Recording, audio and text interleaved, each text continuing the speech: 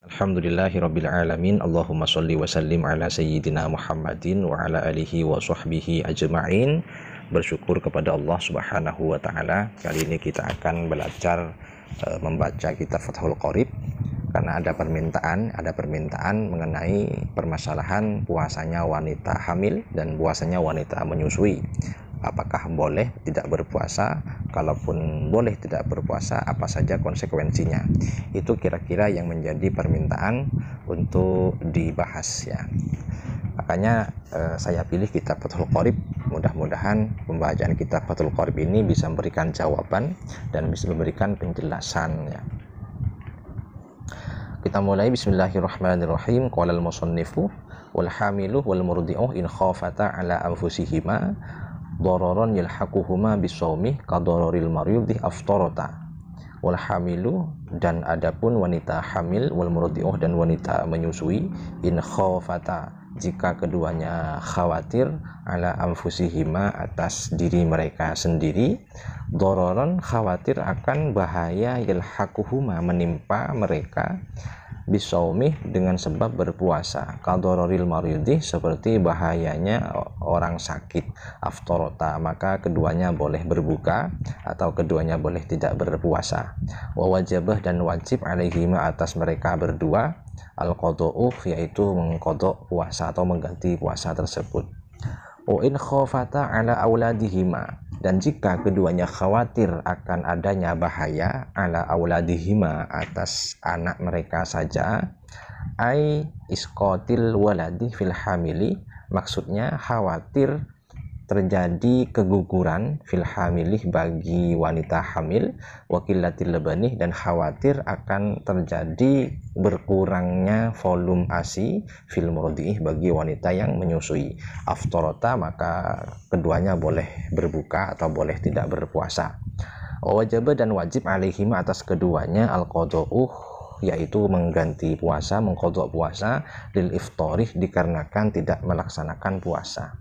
Wal kafaratu aidon, dan sekaligus juga wajib untuk membayar kafaroh, membayar fidyah, yaitu fidyahnya berupa mengeluarkan 1 mud makanan pokok untuk setiap hari puasa yang ditinggalkan. Jadi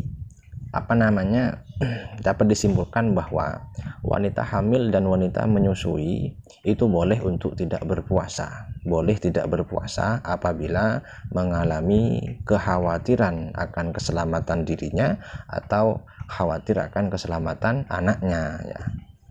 Terkait dengan konsekuensi yang dibebankan kepada wanita hamil atau wanita menyusui di saat tidak melaksanakan ibadah puasa, ialah diperinci. Pertama, jika wanita hamil atau wanita menyusui itu khawatir akan keselamatan dirinya saja atau khawatir akan keselamatan dirinya plus keselamatan anaknya, maka jika begitu wanita tersebut konsekuensinya hanya satu, yaitu hanya wajib mengqada' puasa yang ditinggalkan tersebut. Kemudian yang kedua, jika wanita menyusui atau wanita hamil tersebut khawatir akan keselamatan anaknya saja, maka konsekuensinya 2. Di samping wajib untuk mengqada' puasa yang ditinggalkan tersebut, dia juga wajib untuk membayar fidyah untuk setiap hari puasa yang ditinggalkan. Seperti yang disebutkan tadi, fidyahnya adalah memberi makan 1 mud kepada fakir miskin di setiap hari sesuai jumlah hari puasa yang ditinggalkan, begitu ya. Nah, sekarang yang juga menjadi perhatian adalah tentang kekhawatiran itu sendiri.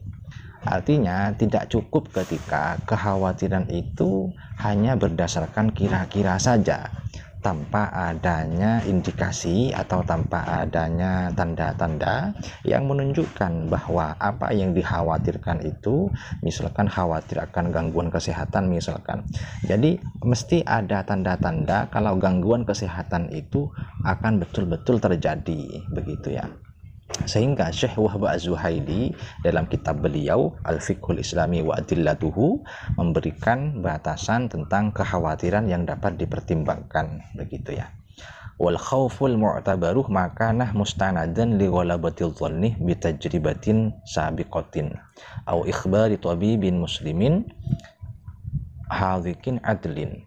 Wal khauful mu'tabaruh, adapun kekhawatiran yang dapat dipertimbangkan ialah makana mustanadan li ghalabatil dhanni, ialah didasarkan pada dugaan kuat sebab adanya pengalaman yang lalu, atau au ikhbari tabibin muslimin hadhikin adlin, atau adanya berita informasi daripada seorang dokter yang Islam kemudian pintar dan juga adil. Jadi contohnya begini, ketika dokter sudah memberikan saran, memberikan informasi bahwasannya untuk jangan puasa dulu karena kalau puasa akan mengalami gangguan kesehatan misalkan, maka saran dokter itu bisa dijadikan sebagai pegangan, begitu ya. Jadi apa kekhawatiran yang dapat dipertimbangkan itu ketika didasarkan pada salah satu dari dua hal. Pertama, adanya dugaan kuat sebab pengalaman, berdasarkan pengalaman ya, adanya dugaan kuat bahwa yang dikhawatirkan itu akan terjadi berdasarkan pengalaman. Yang kedua, adanya saran dokter daripada dokter yang muslim, kemudian yang dokter yang pintar, kemudian yang adil.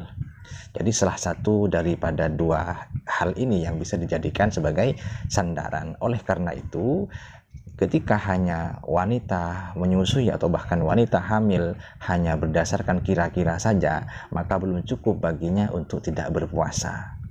Jadi kekhawatiran itu harus betul-betul didasarkan pada salah satu dari dua perkara tadi, entah karena berdasarkan pengalaman yang lalu atau bahkan berdasarkan petunjuk daripada dokter.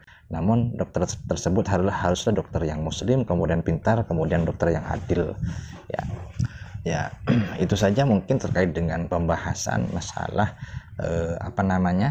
masalah terkait dengan boleh tidaknya berpuasa bagi wanita hamil atau bahkan wanita menyusui ya.